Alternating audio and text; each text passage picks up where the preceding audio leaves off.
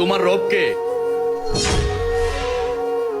আসসালামু আলাইকুম ওয়া রাহমাতুল্লাহ। আমিন। আল্লাহ।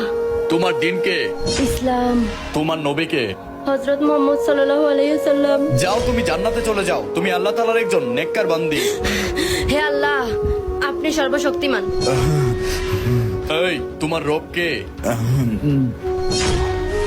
ভাই চলো, আজান তো পড়ে গেছে, চলো নামাজটা পড়ে আসি। আরে বেটা, আমি নামাজে যাবো না। তুই তোর নামাজে যা, আমার ভালো লাগতেছে না। ঠিক আছে ভাই, একদিন বুঝবা নামাজের জন্য তোমাকে কতটা শাস্তি পেতে হয়। আরে বেটা, জ্ঞান দিস না। তোর নামাজ তুই পড়, আমি পারবো না। হায় রে মানুষ। আমি তো জানি না তোমার দিন কি। আমি তো এসব কিচ্ছু জানি না। তোমার নবী কে? না না, আমি তো এসব কিচ্ছু জানি না।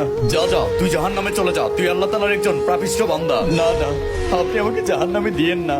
আমি পারবো না জাহান্নামের আগুন সহ্য করতে।